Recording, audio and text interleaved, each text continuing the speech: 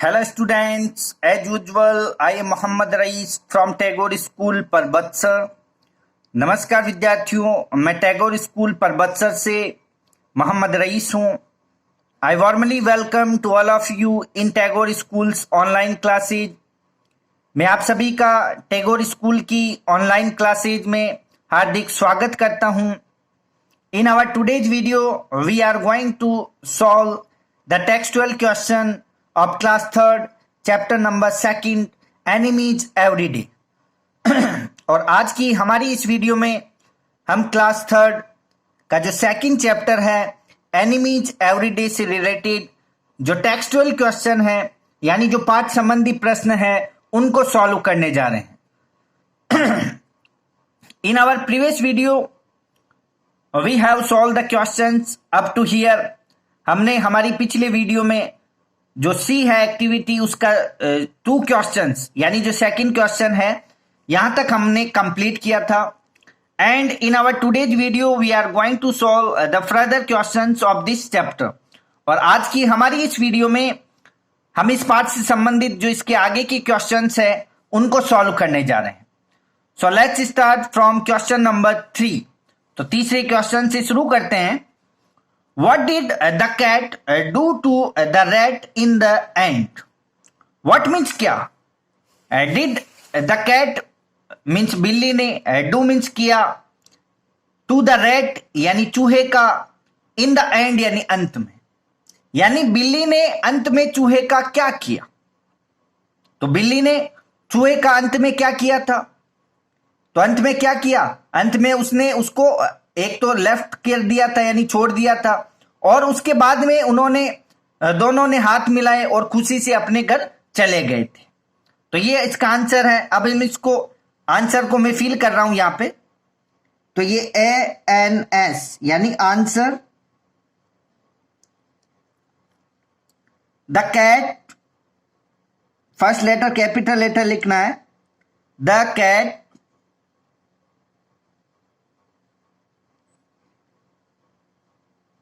Left the rat यानी बिल्ली ने चूहे को छोड़ दिया। The cat left the rat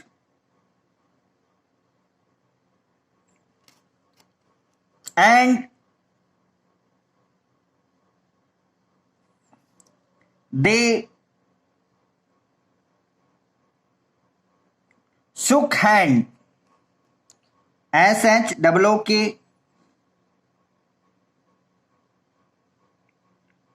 shook hand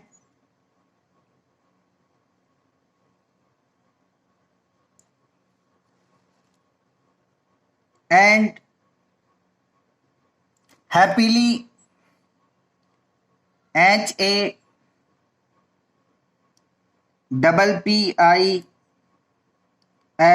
happily went to the home।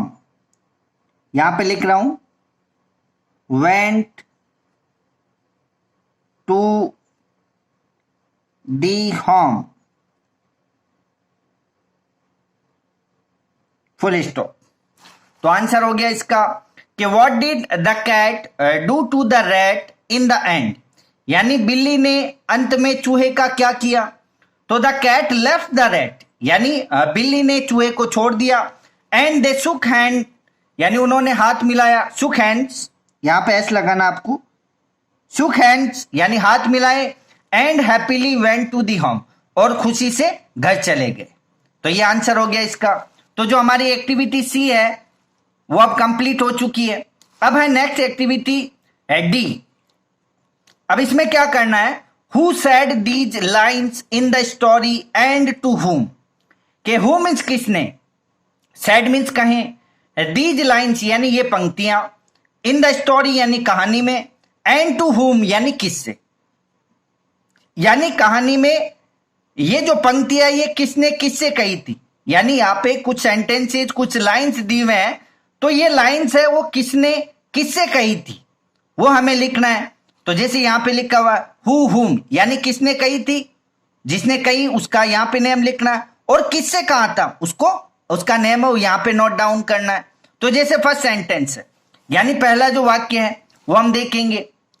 First line क्या है, but first you have to know where am I, के बट लेकिन, फर्स्ट यानी पहले, यू हैव टू नो यानी तुम्हें पता होना चाहिए, वेयर आई एम कि मैं कहा हूं, कि सबसे पहले तुम्हें पता होना चाहिए कि मैं कहा हूं। तो ये जो लाइन है, ये जो स्टेटमेंट है, ये जो कथन है, ये किसने कहे थे और किससे कहे थे? तो ये जो स्टेटमेंट है वो चूहे ने कहा था, यानी चूहे ने उस बिल्ली से कहा था। तो the rat said these lines to the cat. तो यहां पे आपको इतना न लिख के सीधा हुम, तो किसने कही थी ये सेंटेंस, किसने कहा था? रैट ने कहा था। तो अपन लिखेंगे रैट, यहां पे हु वाले ब्लैंक में लिख देंगे रैट, और हुज किससे, सॉरी हुम किससे कहे थे? तो कैट्स को कहे थे, यानी बिल्ली को कहे थे। तो यहां पे लिख देंगे हम कैट। ये कंप्लीट हो गया। तो ये जो सेंटेंस है, but first you have to know where am I, कि सबसे पहले तुम्हें पता होना चाहिए, यानी तुम्हें जानना होगा कि मैं कहां पे हूं। तो ये जो सेंटेंस है, ये रैट ने यानी चूहे ने कहा था कैट यानी बिल्ली से। तो हु वाले ब्लैंक के अंदर हमें क्या फील करना है? रैट, और हुम वाले में कैट को फील करना है। तो ये हमारा फर्स्ट कंप्लीट हो गया। अब है सेकंड, कि you nasty cat what have you done now, कि यू मीन्स तुम, नेस्टी यानी गंदे, कैट मीन्स बिल्ली, कि तुम गंदी बिल्ली या भद्दी बिल्ली। What have you done now, what means क्या, हैव यू डन यानी तुमने किया है, नाउ मीन्स अब, कि तुमने अब क्या किया है, कि तुम भद्दी बिल्ली, तुमने अब क्या किया है। तो ये जो स्टेटमेंट है, ये जो कथन है, ये किसने कहा था? ऑनर ने, यानी उस कैट के, यानी बिल्ली का जो ऑनर था, यानी बिल्ली का जो मालिक था, उसने ये जो स्टेटमेंट है वो किससे कहा था? कैट, बिल्ली से। तो किसने कहा था वो हमें लिखना है हु वाले ब्लैंक में। तो ऑनर ने कहा था, तो लिखेंगे ऑनर, OWNER, OWNER। तो ये हो जाएगा ऑनर, यानी मालिक ने, यानी जो कैट्स ओनर लिख सकते हैं या ऑनर भी लिख सकते हैं आप। ऑनर यानी मालिक ने कहा था, किसे कहा था? बिल्ली से, कैट से। तो हम इसमें हुम में लिख देंगे कैट, ये कैट फील कर देंगे यहां पे। तो ये कंप्लीट हो गया हमारा। तो ये जो स्टेटमेंट है, you nasty cat what have you done now, ये स्टेटमेंट किसने कहा था? ऑनर ने, यानी कैट्स ऑनर, यानी बिल्ली का जो मालिक था उसने कहा था। आप ऑनर लिख सकते हैं इसमें, ऑनर यानी मालिक ने कहा टू कैट यानी बिल्ली से। तो यहां पे होम में कैट फील करना है। अब हम देखेंगे next, third, congratulations you can throw me out now, कि कॉन्ग्रेचुलेशंस यानी बधाई हो, यू मीन्स तुम, कैन थ्रो यानी फेंक सकते हो, मी मीन्स मुझे, आउट मीन्स बाहर, नाउ मीन्स अब, कि तुम मुझे अब बाहर फेंक सकते हो, कि बधाई हो तुम अब मुझे बाहर फेंक सकते हो। तो ये स्टेटमेंट किसने कहा था? रैट यानी चूहे ने कहा था बिल्ली से। तो रैट ने किससे कहा था? रैट सेड टू कैट, यानी चूहे ने बिल्ली से कहा था कि congratulations you can throw me out now. तो हम हु वाले ब्लैंक में लिख देंगे रैट। तो यहां हु वाले ब्लैंक में क्या फील करना है? रैट। तो RAT इसमें आ जाएगा रैट। और किससे कहा था? हुम किससे कहा था? कैट, बिल्ली को कहा था। तो इसमें फील कर देंगे कैट, तो CAT कैट। ये कंप्लीट हो गया। तो जो हमारी एक्टिविटी डी है, यानी जो डी एक्टिविटी है, हु सेड टू हुम, किसने किससे कहा था, ये जो लाइंस दी हुई है वो हमारा कंप्लीट हो चुका है। तो जो फर्स्ट है वो किसने कहा था सेंटेंस? रैट ने कैट से कहा था। सेकंड जो स्टेटमेंट है यानी दूसरा जो कथन है वो किसने कहा था? ऑनर ने कहा था। किसको? कैट, बिल्ली को। और थर्ड जो स्टेटमेंट है, तीसरा जो कथन है वो रैट ने कहा था। किससे? कैट से, यानी बिल्ली से। तो ये हमारा कंप्लीट हो चुका है।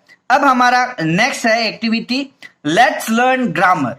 के लेट्स लर्न, लेट्स यानी आओ, लर्न मीन्स सीखें, ग्रामर मीन्स व्याकरण, कि आओ व्याकरण सीखें, यानी ग्रामर सीखें। इंग्लिश ग्रामर से रिलेटेड यहाँ पे क्वेश्चन आएगा।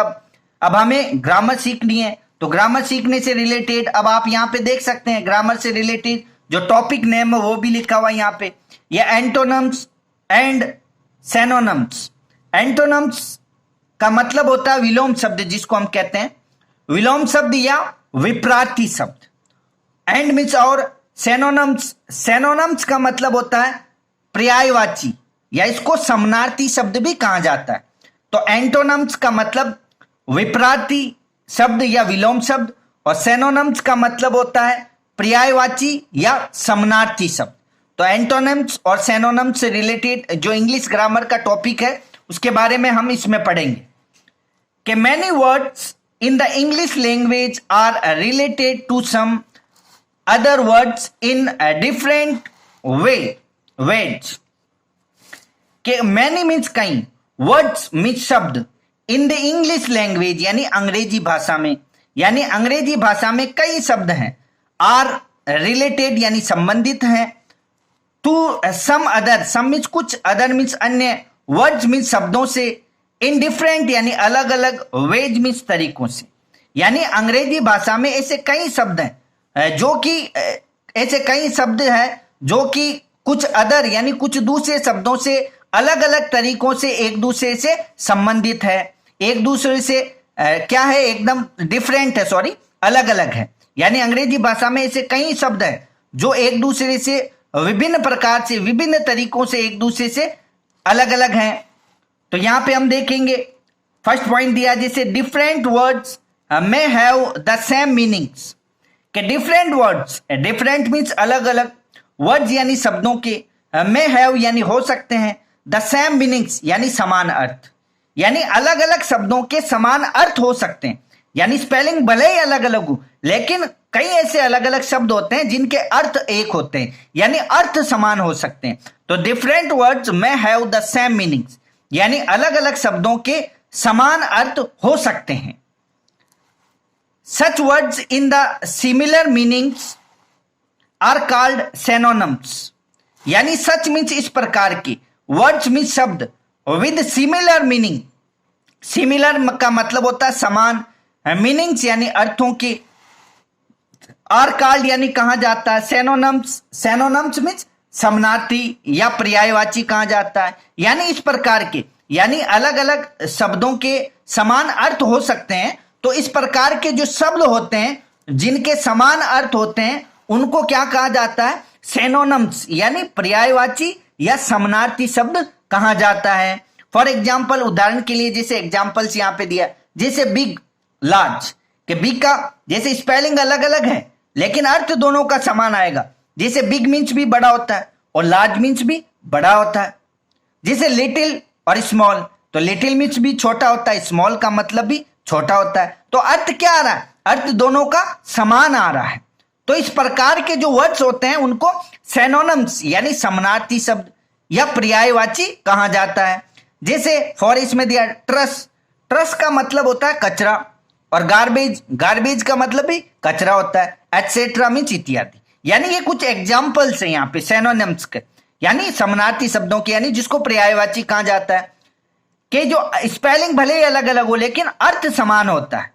और इस प्रकार के जो वर्ड्स होते हैं, जो शब्द होते हैं, उनको सेनोनिम्स यानी पर्यायवाची या समानार्थी शब्द कहा जाता है। जैसे बिग मीन्स बड़ा, लार्ज मीन्स भी बड़ा होता है, तो अर्थ समान है। लिटिल मीन्स छोटा, स्मॉल मीन्स छोटा होता है, समान अर्थ है। ट्रस मीन्स कचरा, गार्बेज मीन्स भी कचरा होता है, तो अर्थ समान है। तो इस प्रकार के जो वर्ड्स होते हैं उनको सेनोनिम्स यानी समानार्थी या पर्यायवाची शब्द कहा जाता है। फिर नेक्स्ट देखेंगे सेकंड में कि similarly words that means the opposite of each other are called antonyms और ऑपोजिट्स। कि सिमिलरली यानी समान रूप से, वर्ड्स यानी शब्द, दैट यानी जिनका, मीन यानी मतलब, the opposite of each other यानी एक दूसरे का ऑपोजिट हो यानी विलोम हो, विपरीत हो, आर कॉल्ड एंटोनम्स यानी उनको एंटोनम्स कहा जाता है, यानी विपरीती शब्द कहा जाता है, और या ऑपोजिट्स यानी विलोम शब्द कहते हैं।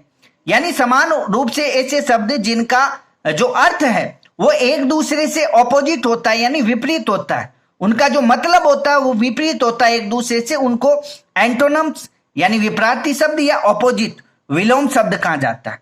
फॉर एग्जाम्पल, उदाहरण के लिए यहां पे एग्जाम्पल आप देख पा रहे हैं, बिग स्मॉल, यानी बिग मीन्स बड़ा, स्मॉल मीन्स छोटा। तो ये दोनों एक दूसरे के क्या है, ऑपोजिट है, विपरीत है एक दूसरे के। बड़ा और इसका छोटा हो गया। जैसे टॉल, शॉर्ट, टॉल मीन्स लंबा, शॉर्ट मीन्स छोटा, डर्टी मीन्स गंदा, क्लीन मीन्स साफ। तो ये जो वर्ड्स है ये देख पा रहे हैं आप, एक दूसरे के विपरीत हैं, यानी एक दूसरे के ऑपोजिट है, विलोम यानी विपरीत शब्द है। तो इस प्रकार के जो वर्ड्स होते हैं इनको बोला जाता है ऑपोजिट या एंटोनिम्स कहा जाता है, यानी विलोम शब्द या विपरीत शब्द कहते हैं।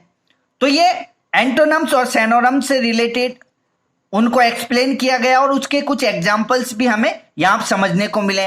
अब इससे रिलेटेड एक एक्सरसाइज दी हुई नीचे आप देख पा रहे हैं कि ई, जो एक्सरसाइज नंबर ई है कि write the appropriate antonyms of the following words.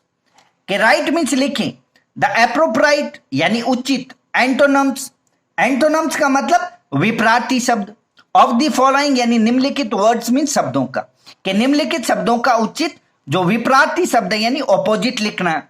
यहां पे आप देख रहे हैं 6 वर्ड्स यानी 6 शब्द आपको दिए हुए, हमें क्या करना है, इनको ऑपोजिट वर्ड लिखना है, यानी इनका जो विलोम शब्द है वो विलोम शब्द हमें इनका लिखना है। जैसे फर्स्ट है वेट, वेट मीन्स होता है गीला, तो वेट मीन्स होता है गीला, तो इसका ऑपोजिट क्या हो जाएगा, सूखा, ड्राई।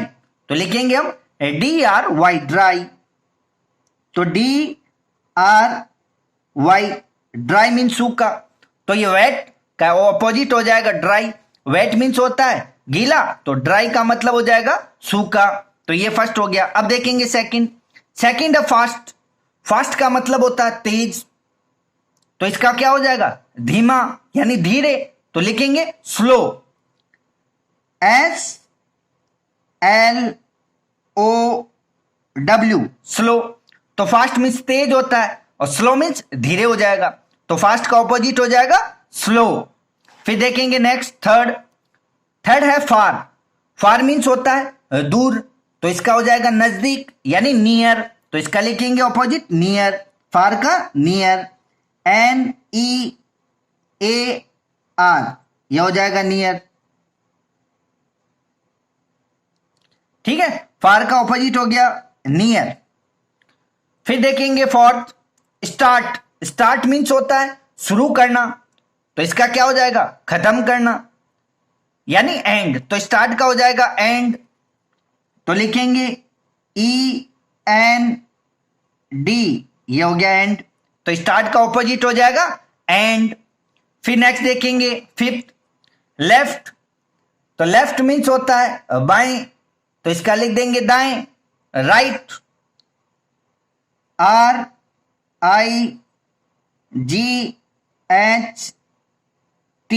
ये हो गया राइट। तो लेफ्ट का ऑपोजिट क्या हो जाएगा, राइट, लेफ्ट मीन्स बाएं, तो राइट मीन्स दाएं, ऑपोजिट हो गया इसका। फिर नेक्स्ट और लास्ट है हैप्पी, हैप्पी मीन्स होता है खुश होना, तो इसका ऑपोजिट लिख देंगे हम। जैसे हैप्पी का अपन अनहैप्पी भी लिख सकते हैं और सैड भी लिख सकते हैं, लेकिन हमें वन ही लिखना है, तो हम लिख देंगे जैसे हैप्पी का सैड, SAD, ये हो गया सैड। तो हैप्पी मीन्स खुश और सैड मीन्स दुखी यानी दुख हो गया। तो ये जो एक्सरसाइज है हमारी ई, यानी उचित जो निम्नलिखित शब्द है उनके ऑपोजिट लिखने विलोम शब्द।